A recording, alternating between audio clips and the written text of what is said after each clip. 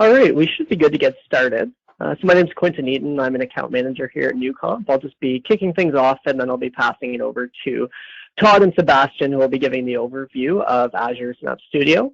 I just want to start out by thanking everyone for taking the time to join this webinar.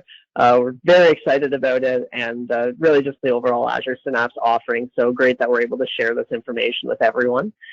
With everything going on and us not being able to run live events like we used to, we're trying to run as many of these webinars as we can and just keep people engaged with what's going on in the analytics market and what's going on with Microsoft and Azure. So definitely keep an eye on the events calendar on our website as we're running lots of events like this.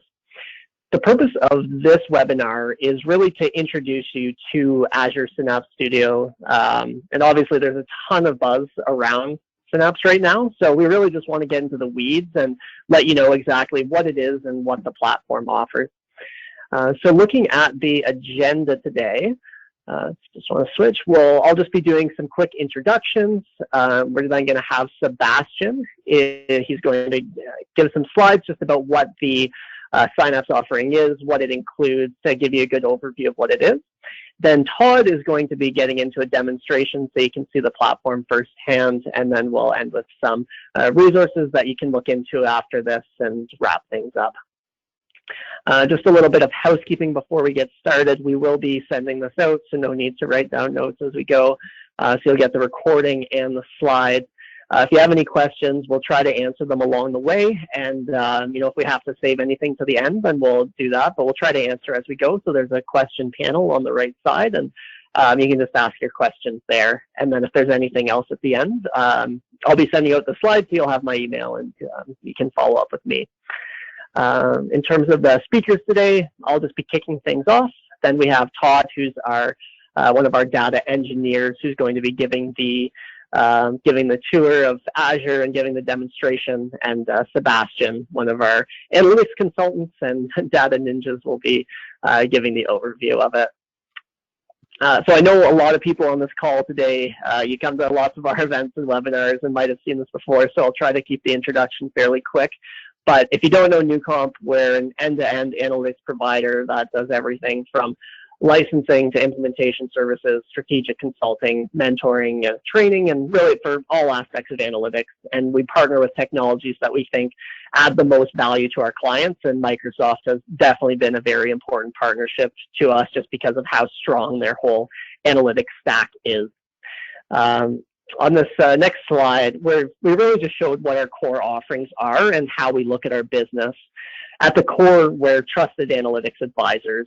Analytics is all we do, and we have great people who are here who have been leading analytics projects for over 20 years. So whenever you're thinking of what you want to do next with analytics, we're happy to have those conversations and provide you with whatever level of advisor you need.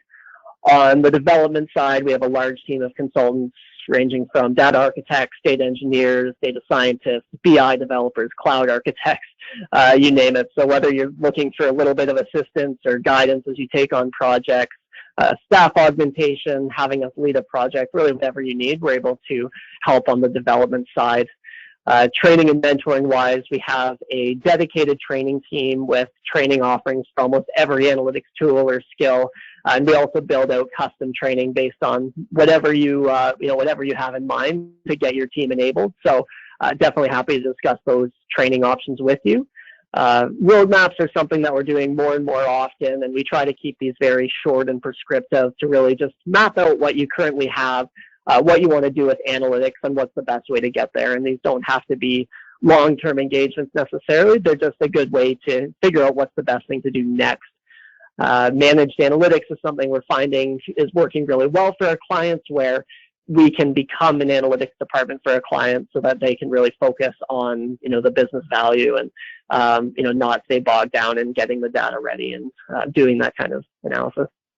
Licensing side, we know that licensing for analytics is never the easiest thing, so happy to provide guidance when you're getting into those discussions.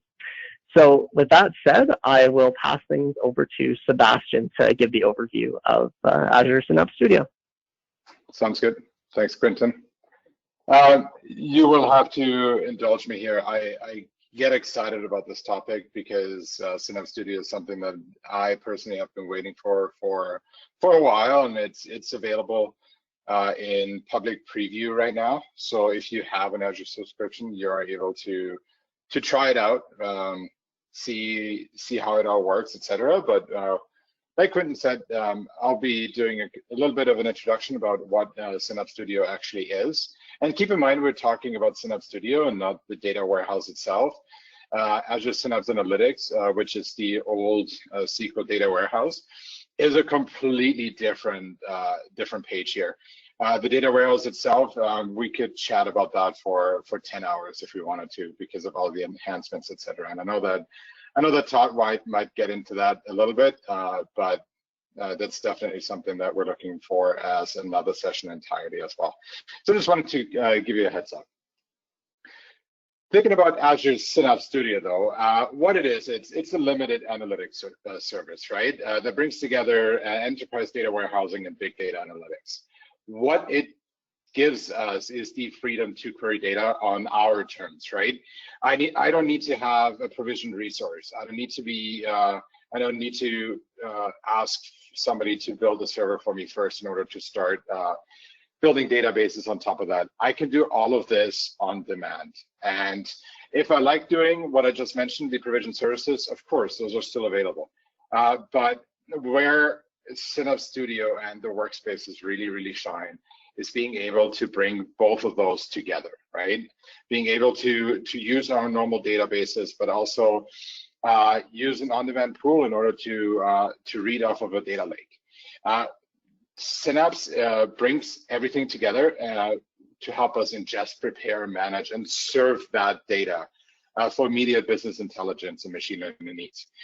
That being said, you will not leave the actual umbrella of it, right? So think of Synapse Studio as this thing that is your one controller for a lot of different services. In that, of course, we have our SQL side, Spark, we can do orchestration, so more so the data factory side of things. And I'm going to go through each of these a little bit and walk you through the actual interface before Todd actually shows you in the demo. Where does it fit in the architecture? If you have been on a couple of webinars where I'm talking, I always like to just go back to basics and talk about the architecture itself. Synapse Analytics, and with that also Synapse Studio, sits between our ecosystem, which is our data sources, right? So everything at the top there is our ecosystem, and our end users. So in this case, what you see here, our end users are, of course, our consumers through Power BI, and if you're in a more advanced analytics environment, it's also Azure Machine Learning, right? So we serve up those certified data sets, the data that we're really trusting. A little bit of different view, exactly, right? If you use from the left to right, left being your data sources, right being your end users, Azure Synapse Analytics and the Studio sit in the middle, right? Definitely powered by the Azure Data Lake Storage, and Todd will get into that a little bit. Go a little bit deeper, so let's start digging into Synapse Studio itself. It has a couple of core functionalities, right? I've already talked about ingest, prepare, everything, but at an even higher level, right? It is an integration tool. It is a tool, and it is something that we can use to manage our environments. We can monitor our runs. And of course, we've got Azure security through and through, right? From the end user down to the data source that we have. Synapse Studio makes sure that all of that is still within our environment. The big piece here is, of course, the analytics runtimes. So as an example, if I have my Azure Data Lake Storage, and the way that we provision services in Synapse is by workspaces. If I create a workspace, I immediately get dedicated storage for that workspace. And let's say I'll put in a couple Parquet files to start reading what's going on. I can do this on demand via SQL on demand. So I don't need to have anything built in between. I am able to run SQL over Parquet files or any other Excel files, CSV files, etc. All of that is integrated into the system, which makes it very powerful, right? Because we don't need to have this big A to B workflow build in order to start investigating and interrogating our data. We can do all of this on demand.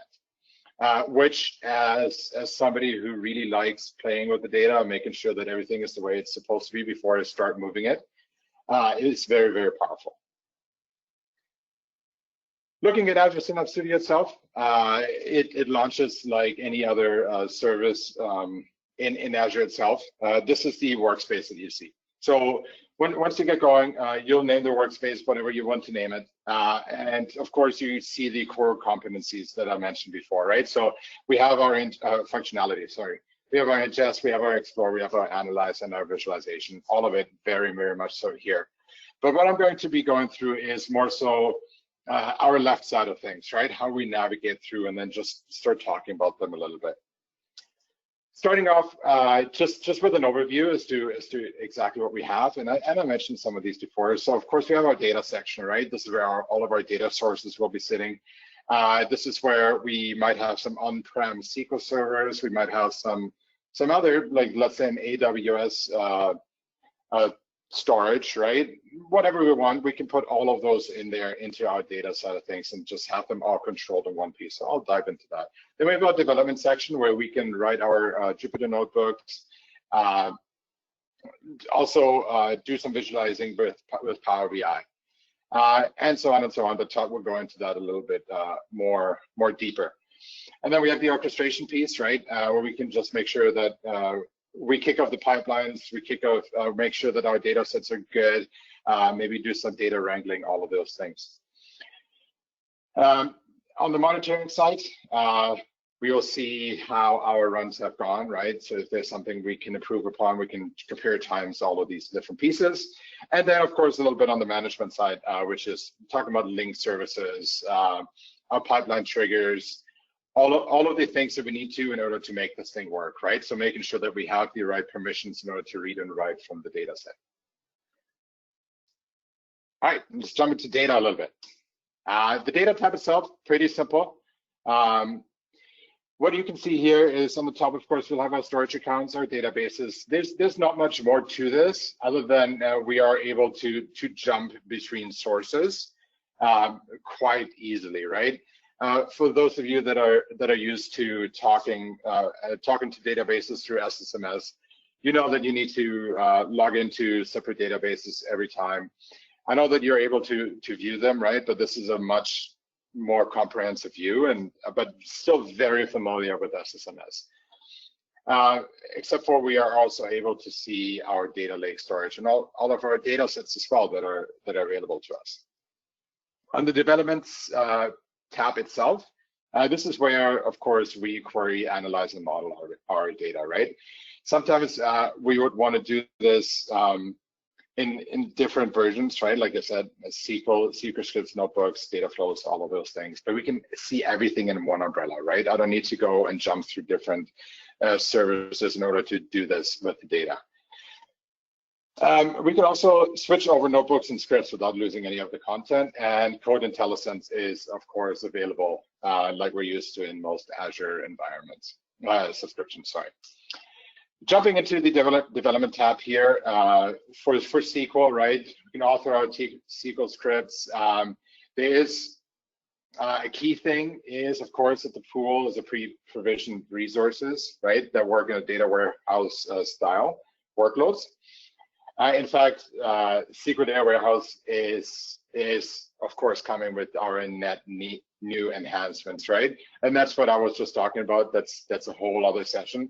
But definitely look into that because Data Warehouse Gen 3, as it's called, or now Synapse Analytics, has a couple of really cool things, such as copy, such as caching, all of those things. We would publish individual SQL scripts, right, or multiple SQL scripts through the publish feature right in Synapse.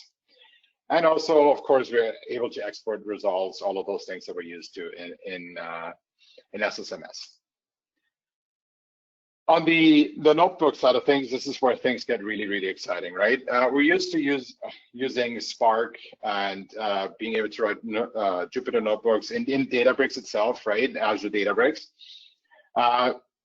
I want to make sure that I note here that this is a little different, right? This is Spark notebooks, so Jupyter notebooks on Synapse. It is not the same pool of Spark clusters that we're using. It is a completely separate pool, and this is something you would have to set up within your workspace itself.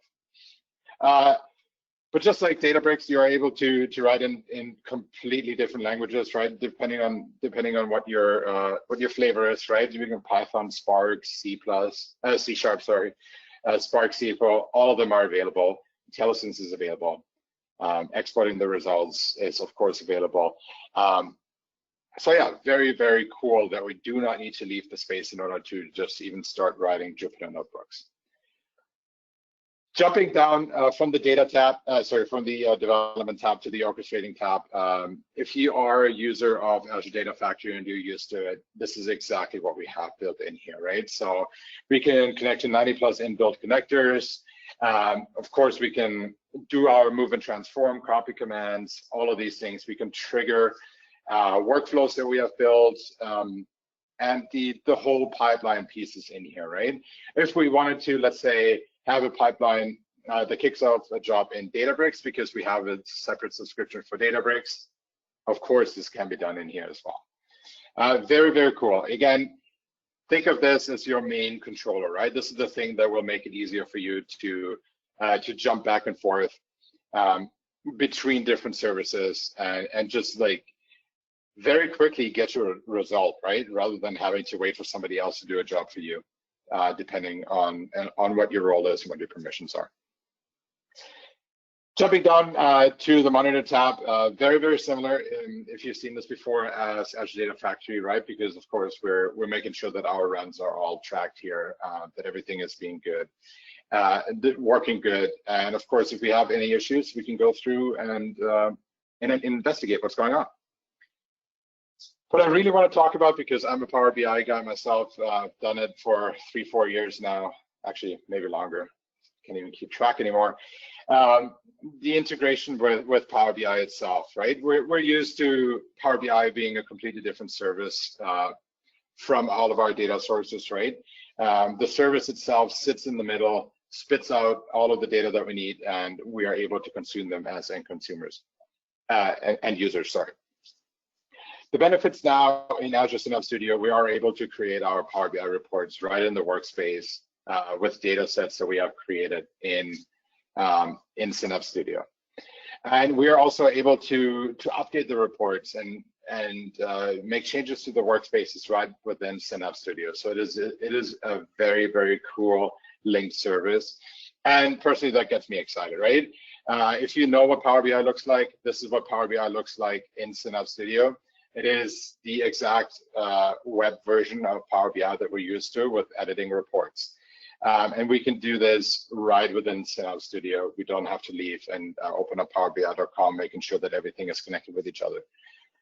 All of that is done through a single sign-on if you are within your organization. So it is, personally, for me, that gets me pretty excited, especially when it comes to the future, right? Making sure that we keep this easy, right?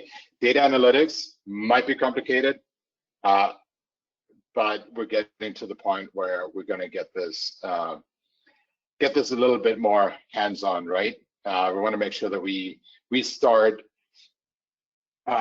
giving these tools to more business users, right? And with the right integrations in place, this is very, very powerful. And that's already it for me. Thanks for listening to me. I'm going to hand it over to Todd. We'll just do a quick change of presenters, and if you have any questions, please ask them in the questions. I will be monitoring them as Todd goes through the demo. Thanks.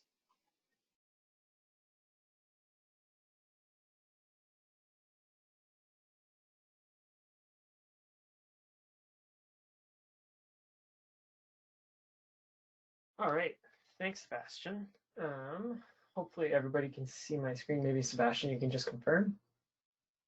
Absolutely. Perfect. Okay. So just going to the home screen here in Synapse, like Sebastian had mentioned, this is what you're going to see when you launch the workspace from within your Azure tenant. So if you're familiar with Azure Data Factory, this is going to look very, very similar to that, right? We kind of have this nice home page. We have some useful links on how to get started. We have some useful buttons here that can help us with each of these topics. So if we want to ingest data, it brings up the copy data activity, and we'll build us a nice pipeline within the orchestration tab to do that. It has some pinned or recent resources, so you can go straight back to where you were last time you were within Synapse Studio and get back right to where you were and continue flawlessly. But what I'm trying to say is that this looks very similar to ADF, and Microsoft is very much built off of Azure Data Factory as a starting point and kind of incorporated as much of an analytics platform as they can into Synapse Studio. So I'm actually going to start with the Orchestrate tab. If we just open up here, we can see those tabs that Sebastian had covered before. And as you can see, I have some notebooks open here, but if I go between these three tabs here, the Data, Develop, and Orchestrate, nothing changes except for this tab here on the left. And so essentially how the UI works is if I want to see any of these resources within these three tabs, they'll show up on this little tab here. And then whatever I open shows up in this main area here. So I'm going to go to the Orchestrate tab. And just because we're kind of comparing to Azure Data Factory to get started, we'll notice that this is where we can create our pipelines, as Sebastian had mentioned, right? So if I want to go and create a new pipeline, I can do that. And you can see we have much of the same activities that we have within Azure Data Factory, right? This is a carbon copy baked right into the platform, Azure Data Factory within Synapse. You know, we have our move and transform, we have all of our general activities, we have the rest of the Azure activities that we can build in. But the one thing that's different is we have this Synapse activity group. And if we open that, we can see we have a couple of items within here. And this is just a way that Microsoft is trying to incorporate everything together, right? And so if I develop a notebook with Spark or SQL or C# or whatever I might use, I can use that notebook within a pipeline and run that notebook to do whatever that notebook does. And so it's much like if I had, as Sebastian had mentioned, if I had a Databricks notebook, right? I can drag that in as well, just for comparison. So you can see they're very similar. We can choose where our notebook is, and we can choose which notebook we want to use. The difference between these two is that in Databricks, you have to link up to your Databricks resource that you have within the subscription as well. Whereas with our Synapse Notebook, we don't have to do that, right? Because it's within our Synapse Studio, Synapse obviously has access to it and can just see which notebook we want to run. And once I click on it, there we go, right? And we can even open it and edit it as well. So that's something I just wanted to point out, just to show, how Microsoft is trying to incorporate everything into one platform and make it seamless for each step of your analytics journey, right? One thing that you might notice about the Orchestrate tab, if we're comparing to Azure Data Factory, if you're familiar with Azure Data Factory, is we don't have any data sets here, right? The only thing we can do is create pipelines or a copy data activity. And that's a little bit different, right? And that's because the data sets are actually in the data tab, which kind of makes sense, right? So if we look at the data tab, we can see we have two kind of categories up here, our workspace and our linked. Our workspace is any databases that we create that are actually hosted in the Synapse workspace, right? So if I create any SQL pools, they're gonna create that kind of Azure Data Warehouse structure that Sebastian had talked about, right? So this is how Microsoft is baking in the Synapse Analytics, or the SQL Data Warehouse, as many people may know it a little bit better. This is where they're baking that functionality in right here. We also have some Spark databases here. So these are kind of the two types of databases that we'll have in our workspace, is either a Spark database or our SQL pool kind of Synapse Analytics database or a SQL warehouse. Now, the Spark database is any Hive databases that we create using our notebooks, which you can see I'm doing here, and we'll get into the details just a little bit later. So those are the two kinds that we're going to have within our workspace. Our linked data sources is going to be our storage account, and then our data sets that we're going to use for our pipelines. So this is where we're going to find the data sets. And much like Azure Data Factory, if I want to create a new data set, I can just click on the three little dots, click a new data set, and then I have the same connections that I have within Azure Data Factory I have here. You know, if I want to create a new data set for maybe a SQL database, an Azure SQL database, I can click on that, you know, make sure I have my link service set up, and then I can go ahead and create the data source, or data set, excuse me. So you can see I have two data sets right here. One is connecting to an Azure SQL database. That's going to be a source for a pipeline that I'm going to show you guys later. And one is for the data lake that is actually connected to Synapse as our data lake storage. So here we have the data lake that I just mentioned down here.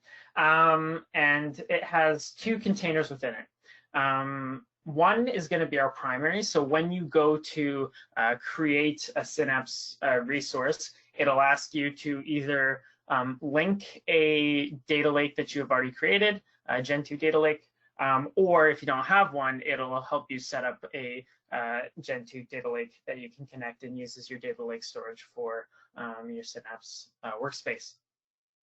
Now, when you do that, it's going to ask you to use a container as a primary. And what that means is if I just click here, I can actually explore the container. And we'll see we have this little Synapse folder.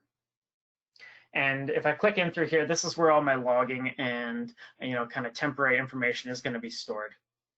So anything to do with kind of metadata within our Synapse workspace, that's where that's going to be stored. And then you can create more containers within that data lake, and they will show up here as well. And this is kind of where you can explore your data, right? So you could have as many containers as you want here, and then you can also add more data lakes if you have more than one, right? So if you have multiple data lakes, maybe for different departments or something like that, you could add as many data lakes here as you want. To connect to your Synapse workspace and have data exploration that way. They've also added Cosmos DB through the MongoDB API and SQL API, but that's not really what we're going to be covering today, just something important to know that it is possible. So if we're going through the storage account here, I can do some basic some data exploration, just looking at my data. We'll see that I actually don't have any data here. So the first step that I'm going to do is I'm going to go back to that Orchestrate tab. And I'm going to open this pipeline. Now what these pipelines do, they kind of work together, is this first pipeline looks up a table list. So what I'm going to do is look up a table list from within that SQL database that I mentioned before. I'm going to look up a table list, get that table list. I'm going to use the trigger copy pipe to trigger the second pipeline. And what that pipeline is going to do is for each table in that list of tables, it's going to copy that table from my Azure SQL database to my data lake that is connected to this Synapse resource. So I'm just going to trigger that now using a manual trigger. And since we have a pipeline running, we may as well look at the monitor page. And you can see I was doing some testing earlier today. So if it doesn't work, you can see it's not my fault, it was working before. But just to go into the monitor tab, right, we can see that if you're unfamiliar with Azure Data Factory, it is the exact same there, right? So I can go back and see all my pipeline runs. I can click in on a pipeline run and I can see exactly how the activities are doing. So we can see that the lookup tables activity has actually looked up the tables and has found them and created that list. And now it's going through the trigger copy pipe. So I can actually go back to my pipeline run, and I was too slow in talking and it's already completed, but we can see it's copied my data for each table, right? So I can click in here, see the output, and and see the details of that. And if we click on the input, we should see that it's going from this select table, which is our sales table, and then putting it into our Parquet sync, which is that data set for the data lake in the Parquet. So I can see that all of my activities have been completed. So if I go back to my data tab and I go back and close my pipeline now that I know it's completed, I can go back to my raw data because this is where I was copying it to. And I can see now that I have these 10 or so tables that I've copied over from my Azure SQL database to my table. Now you might be asking, okay, now we've got this data in here. How do I actually get to using it, explore this data? And that's what we're going to cover next. So if we go to the Develop tab, we can see I have these two notebooks here. So I'm going to go through the Spark database notebook first. And this is just to show exactly how I would go about creating some of those Spark databases that I mentioned in the Data tab, right? So in this workspace, I have this Spark database. And then if I go back to this notebook here, we can see that just using the SQL magic command, if you're unfamiliar with notebooks and maybe Databricks and how they work, notebooks within Synapse is 2 percentage signs. Within Databricks, it's 1, but it's called the magic command. And what I can do for that is I can use the magic command, specify SQL as my language, and then I can use SQL code below. And so I can do this within each cell. So here I'm using SQL. I'm just creating a database Synapse, and this is my little Synapse database here. And then I can create the tables, right? So I can create a table using the database Synapse, and then creating the table name, which is product, and then using the Parquet file type, and then using a location, which is that data that I've just created. So I think I may have forgotten to drop these, so maybe I'll just drop them really quick and show you guys what creating them looks like. If I can type. And make sure I just put the magic command of SQL in first. And so if I run this, we'll get a little waiting here. I want to remember to put drop table in.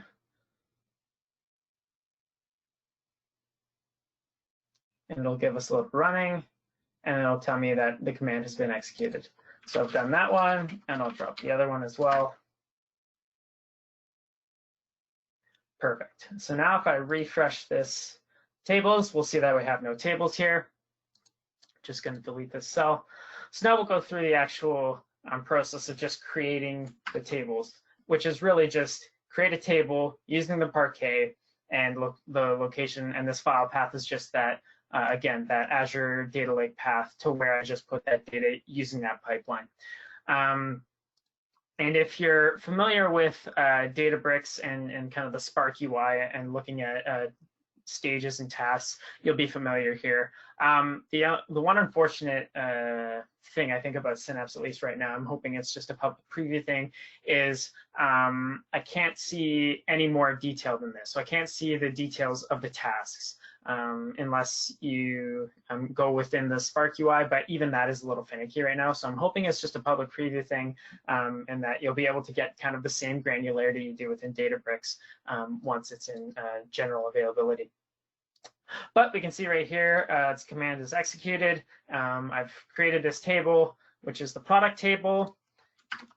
And I'm going to create another table, which is the sales detail. The data that I'm actually using is AdventureWorks data. So if you've ever used an Azure SQL database or Azure product, it's kind of like some test data that you can get through those resources. So that's what I'm using, just some basic product and sales data across a month for, I think it's like bike supplies or something like that. Okay, so I've created those two tables, and then I just wanted to show you that we can, from within our notebook, query that table using our Spark pool. So since we're in a notebook, I should have mentioned that this is all using our Spark pool that I've set up, and I'll go into the details of how we might do that later. But you can see, I can just query it using SQL. If I wanted to use PySpark, I could create data frames and manipulate the data. So why don't we take a look at doing something like that? So if I go into my test ETL notebook here, We can see that we can change the language up here, like Sebin mentioned. So I'm going to be using PySpark and Python. And what I'm going to do is I'm going to get the data from the data lake. So the first thing I'm going to do is actually get these two data frames using data from our data lake. And so if I do that, if I run that job, again, we can see our stages and our tasks as they're running. And we can see that it's been executed correctly. Now, let's say maybe I want to actually just look at that data really quick. So I'm gonna, can't type. And maybe I can just take that a little slower. You could actually see the IntelliSense coming in there, right? So it knows that I have a data frame called product. And so I can just type pro, and the first thing that comes up is that product, and I can just hit tab and auto-complete it. So really very handy instead of having to type everything out. You know, you kind of get away with technology helping you out these days, right?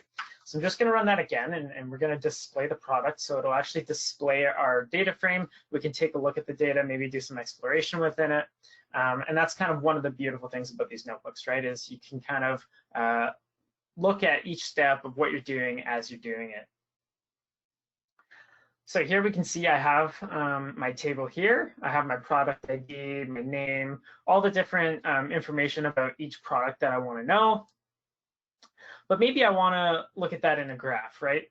Well, I can do that too. Just like within Databricks, I can use the notebooks to actually create basic graphs and basic graph functionality within the actual notebook. If I want to do some just quick displays, you can do that.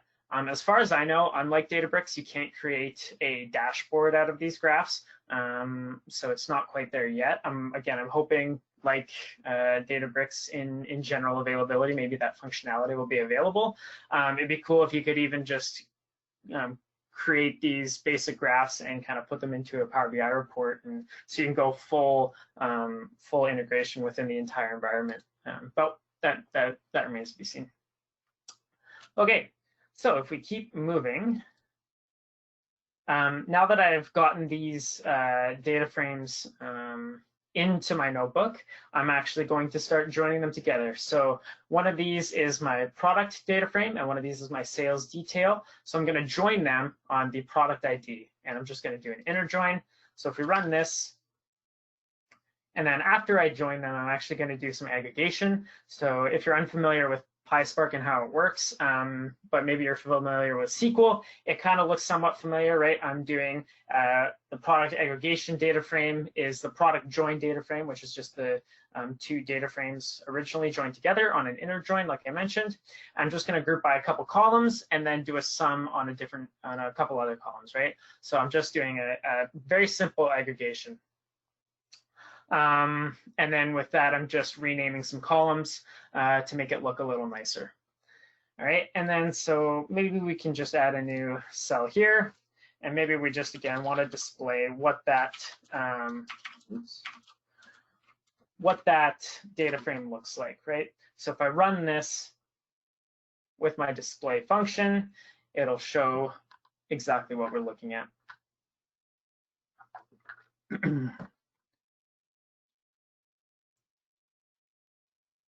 Come on, Spark Engine. There we go.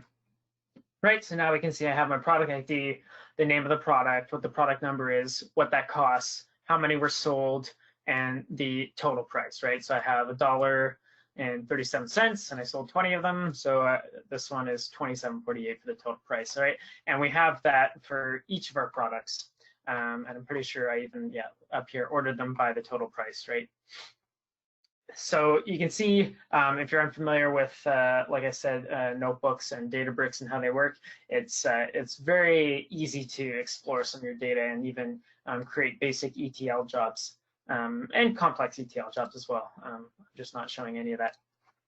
Okay, so now that we have this data, we're actually going to write it to our data lake. And as that runs, we're just going to go back to Synapse. Our Synapse our Synapse container rather, and see that transformed data that I just created with this path in this notebook and writing our data is actually in our container, right? And so if I click in there, I can see that our Parquet is in there. And now it's in a whole bunch of different little files. There's some optimization that could be done there, but we won't get into that right now. Some functionality, if you are familiar with Databricks and maybe using Delta and Optimize. So unfortunately, some of those Delta functionalities, not all, some of them are actually proprietary to Databricks. And if you don't know, Databricks is the company that actually created Spark, which is the engine that these notebooks use. And they've made most of Spark open source, so anybody can use it, such as Microsoft has for these notebooks. But all the functionality, right? They have to keep something for themselves so they can say, hey, look at Databricks rather, where we can do everything because we have everything under the Spark engine, right? So not everything's available, such as the Optimize is actually not available within notebooks if you're using Delta querying and Delta tables, but there are some things that are available. I just wanted to make a point about that. Anyway, moving on. So now we've done some Spark data exploration and ETL, but what if we wanted to do some stuff using SQL scripts? Maybe I'm not comfortable with Python and maybe I just want to query and look at this data using SQL scripts. Well, you can do that too, right? So if we look into this SQL example, actually before I do that, let's go back to our raw data, and maybe we just want to look at some of our data here, right? So I have a Parquet file, and if I actually right-click on that Parquet file, and I can do this with any data file within my data lake, I can see I have some options here, right? I could create a new data flow, so I could use this as a beginning data source in a data flow. I could create a new data set so that I could use it in a data flow or use it in a pipeline if I wanted to. But I also have these two options up here of create a new notebook and create a new SQL script. So if I want to create a new SQL script, there's a couple things I could do. I could create an external table, maybe for one of my SQL data warehouses or my SQL pools. Maybe I just want to look at what this data looks like selecting the top 100 rows. Let's go ahead and do that. So when you actually click on that option, it'll generate a new SQL script for you. And you can see it has that function of selecting our top 100 from this path. And it's giving all the options and all the syntax that you need, so you don't even have to touch anything, right? All you have to do is click run. And one thing to note is this is what the SQL on demand is useful for, right? I don't have to set up a SQL pool if I don't want to. I can just use the baked-in SQL on demand that comes with Synapse to query this data. So let's take a run at doing that. And now it's run, and I can see my data. So if you want to do some data exploration, you can go ahead and do that. And then you could do even more granular data. So maybe you could do some filtering. You could do some aggregations just to check your data. You can do all that within this SQL on demand, and using this your path to your data lake to get there. So that's pretty cool. Another thing we can do, right, is we can bulk load. So say I do have that SQL pool and that SQL kind of data warehouse set up as I do. What if I want to bulk load data from my data lake into there, right? Let's say this is very curated data that I want to use for reporting, and I'll bulk load it into my table. So first, I'm just going to make sure that I have the perfect. Oh, come on. I highlighted the whole thing. There we go. For some reason, it thought I didn't highlight the C. And so it was saying re8 is not a function, but I was trying to create a table. So if I go back to my data and I go to my SQL pool, so again, this is my kind of like my SQL data warehouse. I can see I have that product cat or that product category table within my SQL pool, right? So if I go back to my Synapse data lake container, and I want to bulk load, let's say this is, again, very curated data to bulk load into my data warehouse so that people can use it for reporting. I have a right-click function to do that, right? So it's asking which storage account I want to use, which file. So I already clicked on that, so it's all selected through. I can hit continue. And then, what file is the source? So it's Parquet, it's snappy. I'm going to continue. And then here you can either create a new table. But since I already have the table created because I just did it, I'm going to select it, right? So that product category, and then I'm going to open this script to do that. And so now I've just created another script that is going to, load this data in, bulk load this data into my SQL data warehouse. So if I select this code and run it, it'll start querying or executing that query and going into the data frame or the data lake, getting the data from that path and then bulk loading it into my data warehouse. Now, of course, that was really fast. I have a small data warehouse and only 41 rows. And it's just a couple seconds. And then it even has a little query here to select the top 100, which I guess if it's 41 rows is going to be my whole table. But I can actually see that, yes, it's actually loaded that data into my data warehouse. So it's pretty cool. You can do almost everything from just data exploration, from just looking at your data, right-clicking, and then going on with what you want to do, right?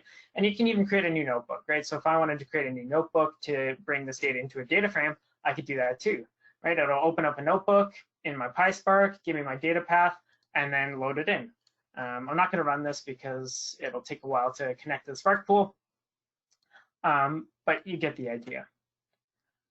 Okay, so that's pretty cool that we can do all of this, Spark or SQL script exploration from our Synapse. But how does it all kind of possible? And that's really to do with the SQL pool and the Spark pools. So if I go to my Manage tab, we can see I have this Analytics pool kind of category, and we have our SQL pools and our Apache Spark pools. So our SQL pools, we're always going to have that SQL on demand. Like I said, it's baked in to the Synapse environment and how it works. So that's always going to be there, always online. But here we can actually create new SQL pools, and this is like your SQL data warehouse functionality, right? And if you've ever created a SQL data warehouse resource from within Azure, this should look very familiar, right? You got your performance level with the DW units. And what that means is data warehouse units. And essentially what that means is Microsoft essentially says, you can make it X data warehouse performance level. And what that means is, they can charge you what they think that power level is worth. So it's kind of a way that Microsoft is kind of variable for pricing there. But, essentially it goes from 100 to 30,000. But you can see if you go that high, right, it's very powerful. But it could say, there's not a whole lot of limit or a whole lot of availability in this region. So maybe don't go that high, and 30,000 is a bit overkill. But you can go wherever you want, enter a SQL pool name, enter some additional settings, like if you want to use existing data backup or from have a restore point, and then what SQL correlation you want to use as well. And then you can review and create it. And after a couple minutes, once it acquires those resources, you'll have it ready. And then let's say you already have one created, like I have here. I can pause and resume my my SQL pool, like with a SQL data warehouse. It's very much the same. I have some more options here, as you can assign tags or delete it, or I can scale it, right? So maybe I'm thinking, like I said, I have a pretty low performance, actually I have the lowest performance, but maybe I want to scale it up, right? I can just hit it, scale it, and then it'll take a couple minutes to acquire those new resources, and then it'll be scaled up. And the Apache Spark pools is somewhat similar. You don't get one automatically with creating Synapse, so there's not that kind of Spark on demand, but it's very easy to create one, right? You can have Autoscale enabled, so you give it like a kind of a bandwidth of what size of nodes that you want to use, and how many of those nodes that you want to use, right? So here I just have a medium, so right now there's only small, medium, or large, and then you can pick how many nodes you want to use. So if you have this Autoscale turned on, it'll start with the minimum, and then as your queries get more and more compute intensive, it'll scale up to the maximum amount of nodes that you have. And then there's some additional settings. You can change which version you have for Apache Spark. Right now, they only have one available. So I'm guessing in general availability, they'll have a few more. So you can kind of version control if you want. You can upload different packages for your libraries. So if you want to use some specific libraries that are on default, you can upload them as well. So just some basic things when creating your pools. But this is how it's managed, right? And this is kind of the power horse behind doing any of the development. Just some other things to note under the Manage tab while we're here. This is where we're going to link any of our link services. So if we want to link to any new data lakes, if we want to link to any other external resources that we want to link to and use as data sets for pipelines, like ADF or Azure Data Factory, this is where we're going to do it. And then this is also where we can create our Power BI link service. And so Seb had talked about this a little bit, but what we can do here is link to a Power BI workspace that we've created, as long as it's in the same tenant as the Synapse resources. And then we can actually go and create Power BI reports. So one of the things that I hadn't showed yet is our Power BI report, right? And so once you expand this Power BI, you have to link the service first. But what you can do is go into Power BI data sets. Now, you can't edit these data sets when they're in here, but you can create them.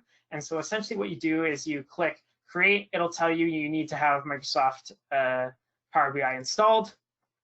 Now, unfortunately, you can't pick data from your Spark pools here, which is a little unfortunate. You, however, can link up to your Spark databases from within Power BI desktop, and then maybe create a data set from there. And if I had more time, I'd love to go through and show that, but we're running a little low on time. So let's just say I want to create a data set from our SQL pool. What it'll do is it'll actually give you a Power BI file that you download, open it up within Power BI, and then you can publish to your workspace. And then once you publish it to your workspace, it'll show up in this area. So this is kind of one of the areas I think I'm hoping that with general availability, it'll kind of beef it up where, if I create a table from within Synapse into one of the SQL pools or the Spark databases, right from there, I should be able to just say, right-click on that table and create a Power BI data set or something of that nature, because that would be, the really complete circle of integration from start to visualization, right? Or start to end visualization. But since I already have this data set here, what we can do is if we go back here, we can create a new report or we can delete. So if I create a new report, this is where it's going to just open a new report, and it's just Power BI Web, like Seb had mentioned, right? And so this is where I go, oh, my data's not loading very fast here. Oh, that's sad. Okay, well, since it's loading slowly. Okay, it's not loading, and I'm just about out of time anyway. But if there was here, it's very much like Power BI, right? So I can select my fields, I can create some visualizations, and add some drill throughs, add some filters, and just create a very beautiful, beautiful report that you could share with people, right? And especially if other people have Synapse, they can just come in and look at this report, maybe see that some data's off and they need to edit some things and kind of go through the whole process of changing what's happening with the data, right? And so that's kind of the whole complete picture. Like I said, I wish the Power BI was a little more complete, but hopefully that'll come with general availability. And I think that's it for my time. If there's any questions, I didn't see any in the chat, and Seb hadn't brought anything up. So if there's any questions, you can email either myself, Quentin, or Sebastian after the webinar. But with that, I think I'll pass it back to Sebastian and Quentin. Perfect, thanks. Thanks, Todd. Just wanted to add a couple resources before we wrapped up. And so, yeah, these are just a few relevant courses. If you're interested in any Microsoft training, feel free to reach out, or we just updated our website and added a whole new training section. So it's really easy to browse through the different kinds of training we have and the different offerings. So definitely feel free to look there or reach out to us if you're looking for any in-depth training. The other thing I wanted to mention was just some boot camps that we have. If you haven't heard about these before, these are, sorry if you mind just switching the slides. these are just, introductory courses that we have. Try to keep them short to around half a day, just to introduce you to some of these topics and get more in the weeds about some of these things that are so important in the modern analytics world. So things like data lakes, APIs, machine learning, AI, and all those good things. So as I mentioned, we'll be sending out the slides after, so you have all the information, and don't hesitate to reach out if you want to talk more. Hope everyone has a great rest of their afternoon, and thanks again for joining.